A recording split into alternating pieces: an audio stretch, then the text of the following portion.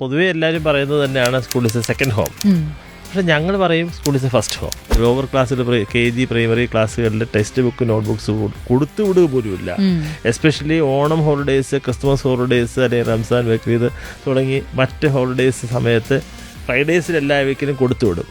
പക്ഷേ ഈ ദിവസങ്ങൾക്ക് മുമ്പുള്ള ലാസ്റ്റ് വർക്കിൻ്റെ കൊടുത്തുവിടില്ല. സാർ ആക്ച്വലി മുൻപൊരു ട്യൂഷൻ നടത്തിയിരുന്ന ഒരാളാണ്. അങ്ങനെയുള്ള സാർ എന്തുകൊണ്ട് സ്വന്തം സ്കൂളിൽ കുട്ടികൾക്ക് ട്യൂഷൻ വേണ്ട എന്നുള്ളൊരു തീരുമാനം പേരൻസിനോട് പറഞ്ഞു? അല്ലെങ്കിൽ രാത്രി വന്നതിനെ കൊണ്ടുപോകാം, സിനിമയ്ക്ക് കൊണ്ടുപോകാം, അല്ലെങ്കിൽ ഷോപ്പിങ്ങിന് പോകാം, അവിടെ പോകാം, ഇവിടെ പോകാം. പക്ഷേ കണ്ടീഷൻ വെക്കും, അതിന് മുന്നേ പഠിച്ചു തീർക്കണം, അല്ലെങ്കിൽ വന്നിട്ട് ഇത്രയും പഠിച്ചു തീർക്കണം. ഇതൊക്കെ വളരെ തെറ്റായ ഒരു രക്ഷിതാക്കൾ ചെയ്യുന്നൊരു തെറ്റായ സമീപനമാണ്. കാരണം ഇതെല്ലാം വളരെ ദോഷം ചെയ്യുന്നുണ്ട് കുട്ടികൾ.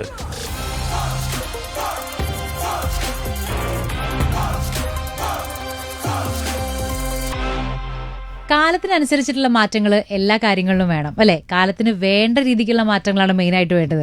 അങ്ങനെ സ്കൂളുകളുടെ കേസിൽ നോക്കുകയാണെങ്കിൽ ഓരോ കാലത്തിനനുസരിച്ച് അന്നത്തെ ആ കാലഘട്ടത്തിലെ കുട്ടികൾക്കനുസരിച്ച് അവർക്ക് വേണ്ട കാര്യങ്ങൾ എന്തൊക്കെയാണെന്ന് മനസ്സിലാക്കിയിട്ട് പാഠ്യപദ്ധതി ആണെങ്കിലും എല്ലാ കാര്യങ്ങളിലും അത്തരത്തിലുള്ളൊരു മാറ്റം കൊണ്ടുവന്നിട്ട് മുന്നോട്ട് പോയിക്കൊണ്ടിരിക്കുന്ന സ്കൂൾസാണ് ജ്യോതിസ് ഗ്രൂപ്പിന്റെ അണ്ടറിലുള്ള സ്കൂൾസ്.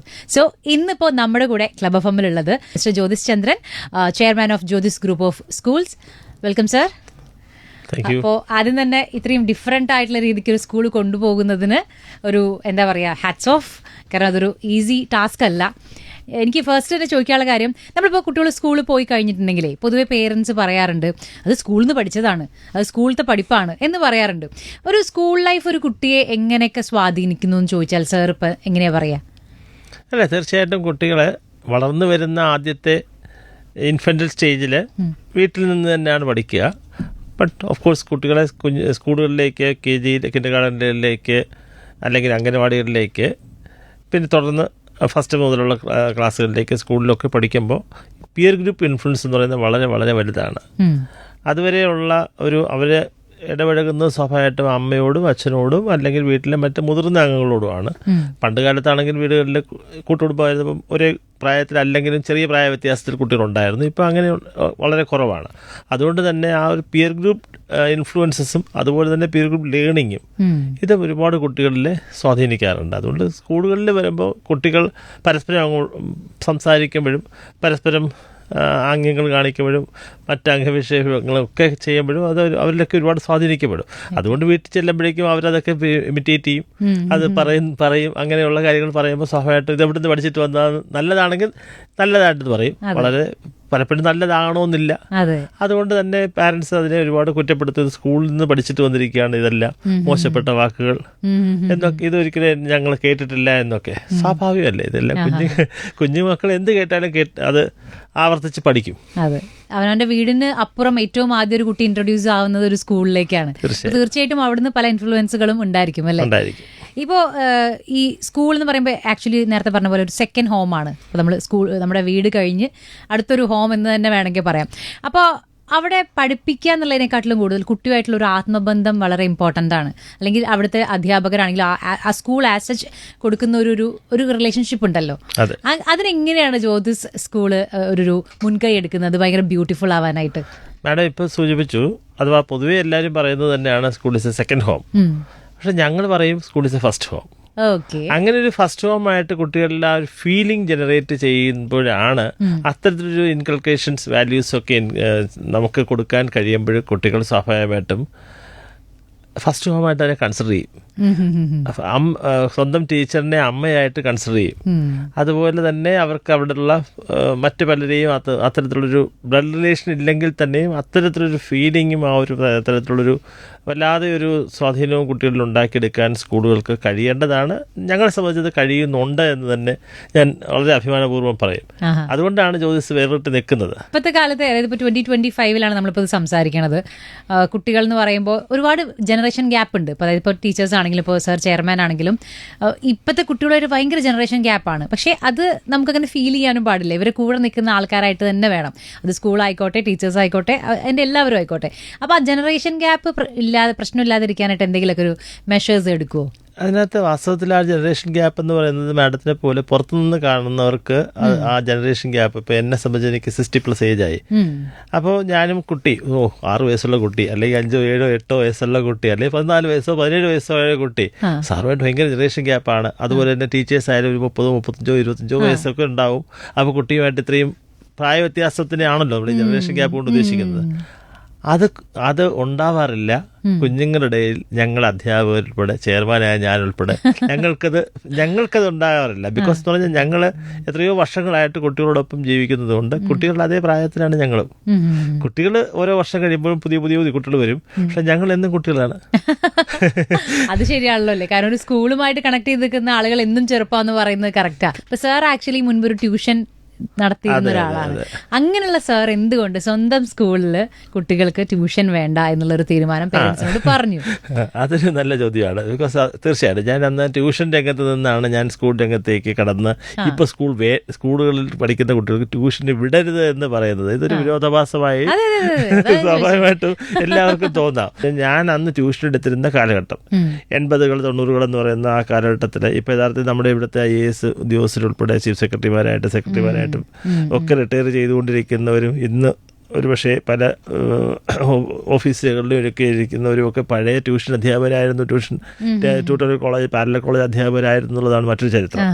അപ്പോൾ അതുകൊണ്ട് തന്നെ ആ കാലഘട്ടത്തിൽ ട്യൂഷൻ എന്ന് പറയുന്നത് ഒരു അവിഭാജ്യ ഘടകമായിരുന്നു. സമാന്തര വിദ്യാഭ്യാസത്തിലൂടെ മാത്രമാണ് ഭൂരിഭാഗം കുട്ടികൾക്കും അന്നത്തെ കാലത്ത് സ്കൂളിൽ എല്ലാവർക്കും അഡ്മിഷൻ കിട്ടില്ല, കോളേജുകളിൽ പ്രത്യേകിച്ച് പ്രീഡിഗ്രി അഡ്മിഷൻ അത്രത്തോളം സീറ്റില്ല. അതുകൊണ്ട് തന്നെ സമാന്തര വിദ്യാഭ്യാസം ഒരു കേരളത്തിൻ്റെ എന്ന് മാത്രമല്ല പൊതുവെ എല്ലാ സംസ്ഥാനങ്ങളിലും ഇതൊരു ഭാഗമായിരുന്നു. അതുകൊണ്ട് തന്നെ അന്ന് ആ രീതിയിലുള്ള വിദ്യാഭ്യാസം നമുക്ക് കൊടുക്കാൻ കഴിഞ്ഞിരുന്നു. അതിന് വളരെയേറെ അതിനൊരു അട്രാക്ഷൻ ഉണ്ടായിരുന്നു, അതിലൊരുപാട് മൂല്യങ്ങളുണ്ടായിരുന്നു, രക്ഷിതാക്കൾ അതിനെ അംഗീകരിക്കുകയും ചെയ്യുന്നുണ്ടായിരുന്നു. അപ്പം അതെന്താണ്, എങ്ങനെയാണ് ചെയ്തിരുന്നതെന്ന് ഏറ്റവും നന്നായി അറിയുന്ന ഒരാളാണ് ഞാൻ തന്നെ ട്യൂഷൻ എടുക്കുകയും ഞാൻ തന്നെ ഒരുപാട് അധ്യാപകർ വെച്ച് ട്യൂട്ടോറിയൽ പാരലൽ കോളേജ് നടത്തുകയും ചെയ്തപ്പോൾ അധ്യാപകർ കുട്ടികളെ എങ്ങനെ പഠിക്കണം എന്ന് മാത്രം, എങ്ങനെ പഠിക്കാൻ അവരെ വിഷയങ്ങൾ പഠിപ്പിക്കുക മാത്രമല്ല കുട്ടികൾ അവ എങ്ങനെ പഠിക്കണമെന്ന് കൂടെ പഠിപ്പിക്കും. ഓക്കെ. അപ്പോൾ കുട്ടികൾക്ക് സ്വയം അവരുടെ വിഷയങ്ങൾ അധ്യാപകരിൽ നിന്ന് കേട്ടും സ്വയം വീട്ടിൽ പോയി വായിച്ചും പഠിക്കുന്നതിനുപരി പരീക്ഷയെ എങ്ങനെ അഭിമുഖീകരിക്കണം, അല്ലെങ്കിൽ അവരിലെ ആ നോളജ് അക്വിസിഷൻ എന്ന് പറയുന്ന ഒരു പ്രോസസ്സ് എങ്ങനെ അവർക്ക് നേടിയെടുക്കാൻ കഴിയണമെന്നുള്ളതൊക്കെ ഈ ട്യൂഷൻ പഠിപ്പിച്ചിരുന്ന കാലഘട്ടത്തിൽ എനിക്കോ എന്നോടൊപ്പം ഉണ്ടായിരുന്ന അന്നത്തെ അധ്യാപകർക്കോ എനിക്ക് അവരെ പരിശീലിപ്പിക്കാൻ കഴിഞ്ഞിരുന്നു. അതുകൊണ്ട് തന്നെയാണ് ജ്യോതി സെൻ്റർ സ്കൂളിലെ നമ്മുടെ ടീച്ചേഴ്സിനെ എനിക്ക് ആ രീതിയിൽ ട്രെയിൻ ചെയ്യാൻ കഴിയുന്നുണ്ട്. അപ്പം അതുകൊണ്ട് കുട്ടികൾക്ക് വേറൊരിടത്ത് പോയി മറ്റൊരു അധ്യാപകരുടെ സഹായത്തിൻ്റെ ആവശ്യം വരുന്നില്ല. കാരണം അവർക്ക് സ്കൂളിൽ ക്ലാസ് റൂംസിൽ നിന്ന് തന്നെ അവർക്ക് വേണ്ടതായിട്ടുള്ള ഓരോ സബ്ജക്ട്സിൻ്റെയും നോളജ് അവർ അക്യൂർ ചെയ്യുന്നു. അത് കഴിഞ്ഞ് പിന്നെ അടുത്തത് അവരുടെ ഒരു സെൽഫ് സ്റ്റഡിയാണ്, അല്ലെങ്കിൽ അവരുടേതായിട്ടുള്ളൊരു എക്സ്റ്റേണൽ ഹെൽപ്പോടുകൂടിയുള്ള സ്റ്റഡി. ഇതെല്ലാം തന്നെ ഇന്നത്തെ കാലത്ത് എല്ലാം വിരൽത്തുമ്പിലുള്ളത് കൊണ്ട് അവരതെല്ലാ രീതിയിലുള്ള ടെക്നോളജി ഉപയോഗിച്ചും ടെക്സ്റ്റ് ബുക്ക് കരിക്കുലം ഉപയോഗിച്ചും സിലബസിൽ ബേസ് ചെയ്തിട്ടുള്ള മറ്റ് റെഫറൻസ് ബുക്സ് ഉപയോഗിച്ചും അവർക്ക് പഠിക്കാൻ അവർ സ്വയം വഴികൾ കണ്ടെത്തുന്നുണ്ട്. അവർക്ക് അതിനുണ്ട് തന്നെ വേറൊരു എക്സ്ട്രാ ട്യൂഷൻ്റെ ആവശ്യമില്ല. ഇപ്പോൾ നേരത്തെ പറഞ്ഞ പോലെ കുട്ടികൾക്ക് ഹോംവർക്ക് കൊടുക്കുന്നില്ല എന്ന് പറഞ്ഞു. അതിപ്പോൾ എല്ലാ ക്ലാസ്സിലും ഹോംവർക്ക് കൊടുത്തു വിടുന്നില്ല എന്നാണോ, അതോ ഒരു ഹയർ ക്ലാസ്സുകളിൽ? അല്ല, അത് ശരിയല്ല. അങ്ങനെ പറയുന്നത് ശരിയല്ല. KGയിലോ പ്രൈമറി ക്ലാസ്സുകളിലോ അപ് ടു 4th 5th വരെയുള്ള ക്ലാസ്സുകളിൽ ഒരു ഹോംവർക്കേ വേണ്ടതില്ല. അത് പതിയെ ഞങ്ങൾ 6, 7, 8 കുട്ടികളിലൂടെയും അത് സക്സസ് ആയിക്കൊണ്ടിരിക്കുന്നുണ്ട്. ഇപ്പോൾ 6, 7, 8 കുട്ടികൾക്കും ഹോംവർക്ക് ഒരു നിർബന്ധമല്ല. കുട്ടികൾക്ക് വേണ്ട, പാരൻസിന് വേണം. അല്ല, അതൊരു പാരന്റിങ്ങിന്റെയും കൂടി ഭാഗമല്ല. കാരണം വീട്ടിലെത്തുന്നു, കുട്ടികളുടെ പുസ്തകങ്ങളൊക്കെ പേരൻസ് ഒന്ന് നോക്കുന്നു, അവരെ കൂടെ ഇരുന്നതിനെ സഹായിക്കുന്നു. അപ്പോൾ അത് വേണ്ടാന്ന് വെക്കുന്നതിൽ ഗുണമാണോ, എങ്ങനെയാണ്? അതിനകത്ത് ഗുണമാണ് ഞങ്ങൾ കാണുന്നതെങ്കിലും ദോഷമാണ് ഭൂരിഭാഗം രക്ഷിതാക്കളും പബ്ലിക്കും അതിനെ കാണുന്നത് അത്തരത്തിലാണ്. ബിക്കോസ് പാരൻസിന് അവർക്ക് അവരുടെ റോള് നിർവഹിക്കാനുള്ള അവസരം സ്കൂളുകാർ നൽകുന്നില്ല. കുട്ടികൾ പ്രത്യേകിച്ച് ഞങ്ങൾ ലോവർ ക്ലാസ്സുകൾ KG പ്രൈമറി ക്ലാസ്സുകളിൽ ടെക്സ്റ്റ് ബുക്ക് നോട്ട്ബുക്സ് കൊടുത്തുവിടുക പോലുമില്ല. Especially Onam holidays, Christmas holidays, അല്ലെങ്കിൽ റംസാൻ, ബക്രീദ് തുടങ്ങി മറ്റ് ഹോളിഡേയ്സ് സമയത്ത് ഫ്രൈഡേയ്സിൽ എല്ലാ വീക്കിലും കൊടുത്തുവിടും. പക്ഷേ ഈ ദിവസങ്ങൾക്ക് മുമ്പുള്ള ലാസ്റ്റ് വർക്കിൻ്റെ കൊടുത്തുവിടില്ല. കൊടുത്തുവിടാതിരിക്കുന്ന എന്തിനാണെന്ന് വെച്ച് കഴിഞ്ഞാൽ ഇവർക്ക് യഥാർത്ഥത്തിൽ ഈ 10 ഡേയ്സോ 7 ഡേയ്സോ 5 ഡേയ്സോ 2 ഡേയ്സോ ആ ദിവസങ്ങളിൽ കുട്ടികൾക്ക് അവർക്ക് എൻജോയ് ചെയ്യാനാണ്, എൻ്റർടൈൻ ചെയ്യാനാണ് ഇത്തരം ഓണം പോലുള്ള അല്ലെങ്കിൽ ക്രിസ്മസ് പോലുള്ള ബക്രീദ്, റംസാൻ പോലുള്ള മറ്റ് അവധി ദിവസങ്ങൾ.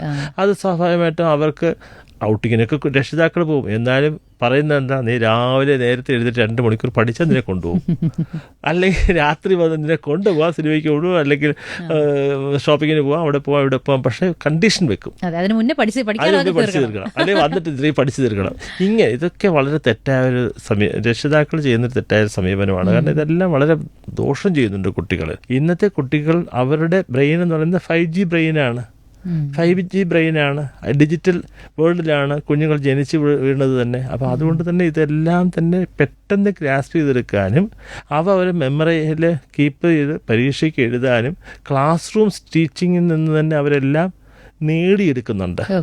ആ ഒരു തിരിച്ചറിവ് പാരൻസിന് വേണം. ക്വാളിറ്റി ടൈം എന്ന് പറയുന്നത് വളരെ ഇമ്പോർട്ടൻ്റ് ആയിട്ടുള്ള ഒരു സംഭവമാണ്, പറയാറുണ്ട്. പക്ഷെ അത് ഇപ്പോൾ തിരക്കുള്ള ഒരു പേരൻസിന് ചിലപ്പോൾ പറ്റാറില്ലായിരിക്കാം, ഇടയ്ക്ക് അവരുടെ ചിന്തയിലേക്ക് വരുന്നില്ലായിരിക്കും. അപ്പോൾ ആസ് എ സ്കൂൾ അങ്ങനെയുള്ള ഒരു ഇൻസ്ട്രക്ഷൻ കൊടുക്കുമോ പേരൻസിനോട്? എന്താണെങ്കിലും മസ്റ്റായിട്ട് ഇപ്പോൾ ടീച്ചേഴ്സ് പാരൻസ് മീറ്റിങ്ങിലൊക്കെ മസ്റ്റായിട്ട് നിങ്ങൾ ക്വാളിറ്റി ടൈം നിങ്ങളുടെ കുട്ടികളുടെ കൂടെ വേണം എന്നുള്ളൊരു ഇൻസ്ട്രക്ഷൻ ജ്യോതി സ്കൂൾ കൊടുക്കാറുണ്ടോ? തീർച്ചയായും കൊടുക്കാറുണ്ട്. കാരണം കുട്ടികൾക്ക് യഥാർത്ഥത്തിൽ അച്ഛനമ്മമാരോടൊപ്പം ഇപ്പം വാസ്തവത്തിൽ പൊതുവേ നമ്മുടെ ഏറ്റവും കൂടുതൽ സ്വാധീനിക്കപ്പെടുന്ന മാധ്യമമായിരുന്നാലും സിനിമയായ മാധ്യമത്തിലൂടെ ആയിരുന്നാലും ഇത്തരത്തിലൊരു പക്ഷേ ക്ലബ് എഫ് എം പോലുള്ള മറ്റ് മീഡിയാസിലൂടെ ആയിരുന്നാലും എപ്പോഴും പാരൻസിനുള്ളൊരു പാരൻറ്റിങ് ഇപ്പം സർവ്വസാധാരണമായി നടക്കുന്നുണ്ട്, പല രൂപത്തിൽ നടക്കുന്നുണ്ട്. അപ്പോൾ എപ്പോഴും എല്ലാവരും മറ്റുള്ളവർക്ക് കൊടുക്കാറുള്ള ഒരു അഡ്വൈസ് തന്നെയാണ്, അറ്റ്ലീസ്റ്റ് ഡൈനിങ് ടൈമിലെങ്കിലും അച്ഛനും അമ്മയും മക്കളും ഒരുമിച്ചിരുന്ന് ആ ടൈം പരസ്പരം സംസാരിക്കണം. വെറുതെ ഭക്ഷണം കഴിക്കൽ മാത്രമല്ല, അത് അവധി ദിവസങ്ങളിലാണെങ്കിൽ പകൽ സമയത്തായിരുന്നാലും അല്ലാത്ത ദിവസങ്ങളിൽ എല്ലാ ദിവസവും രാത്രി കാലങ്ങളിലും ഒരുമിച്ച് മെഷയ്ക്ക് ചുറ്റാകെ ഇരുന്ന് കഴിക്കണം എന്ന് പറയാറുണ്ട് തീർച്ചയായിട്ടും. പക്ഷെ പലപ്പോഴും അത് വീടുകളിൽ നടക്കാറില്ല എന്നുള്ളത് വളരെ വിഷമം ഉണ്ടാക്കുന്നൊരു കാര്യമാണ്. അത് യഥാർത്ഥത്തിൽ രക്ഷിതാക്കളുടെ കുറ്റം കൊണ്ട് മാത്രമല്ല, അടുത്തിനെ പോലുള്ളവർ മനസ്സിലാക്കുന്നുണ്ടോ അറിയുന്നുണ്ടോ എന്ന് എനിക്ക് പറയാനറിയില്ല. അതായത് ഇപ്പോൾ വാസ്തവത്തിൽ പറഞ്ഞു കേൾക്കുമ്പോൾ ഞെട്ടലുണ്ടാക്കുന്നതാണ് മറ്റുള്ളവർക്ക് കേൾക്കുമ്പോൾ ശ്രോതാക്കൾക്ക്. അതായത് ഇപ്പോഴത്തെ പുതിയ കുട്ടികളുടെ രീതി എന്താണെന്ന് പറഞ്ഞു കഴിഞ്ഞാൽ, ഒരു 11th 12th ഈവൻ അപൂർവമായിട്ട് 9th 10th പോലും 2 നിലയുള്ള വീടാണ് എങ്കിൽ പലപ്പോഴും അച്ഛൻ മകനെയോ മകളെയോ കാണാറില്ല, പ്രത്യേകിച്ച് ആൺമക്കളാണെങ്കിൽ കാണാറില്ല. പെൺമക്കളെ ആയിരുന്നാലും ചിലപ്പോൾ അച്ഛൻ കാണാറില്ല.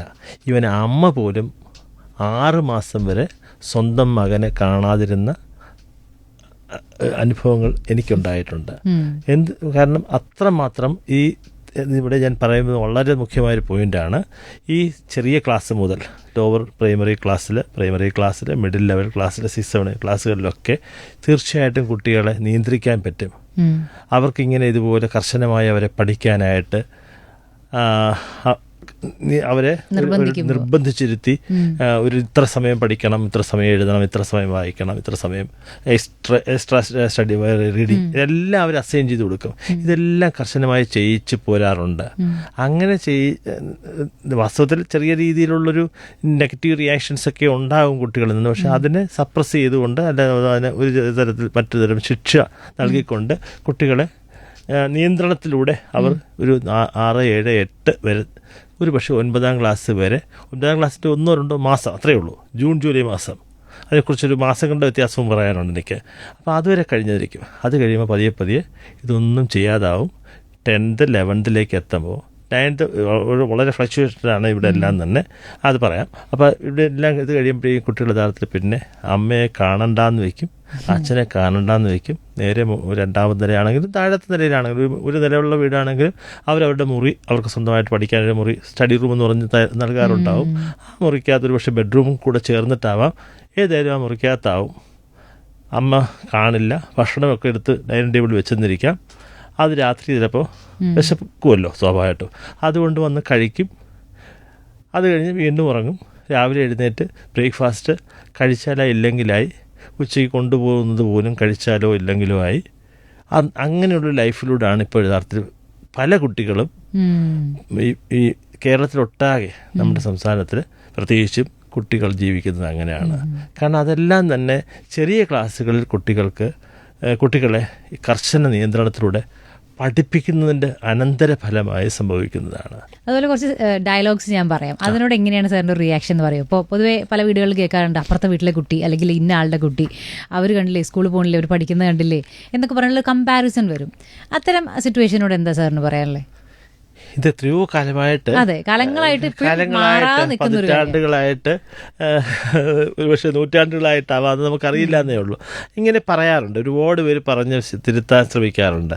പഴയ തലമുറകൾ മാറി മാറി അതേ തന്നെയാണ് ഇപ്പോഴും പറഞ്ഞുകൊണ്ടിരിക്കുന്നത്. അതെന്തുകൊണ്ടും എന്നറിയില്ല.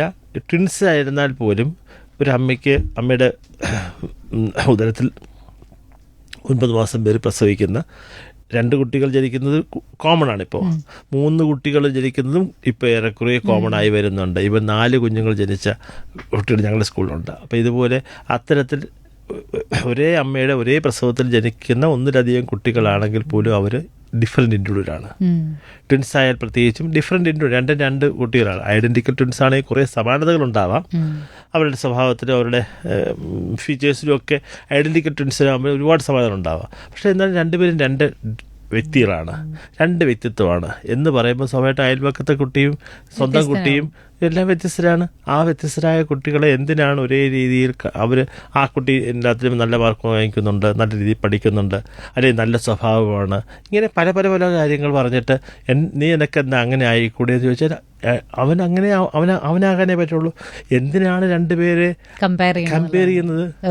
2 പേർക്ക് 2 തരം സ്വഭാവ സവിശേഷതകളുണ്ടാവും, പഠന കഴിവുകളുണ്ടാവും, പഠന വൈകല്യം ഉണ്ടാവാം.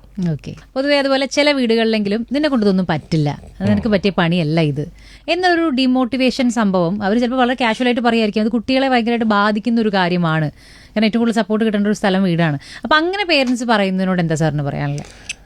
വാസ്തവത്തിൽ നമ്മുടെ രക്ഷിതാക്കൾ, പ്രത്യേകിച്ച് അമ്മമാർ, ഞാൻ എപ്പോഴും സൂചിപ്പിക്കാറുള്ളത് പോലെ തന്നെ ഒരു പരിധിവരെ അച്ഛന്മാർക്കും അതിൽ പങ്കുണ്ട്.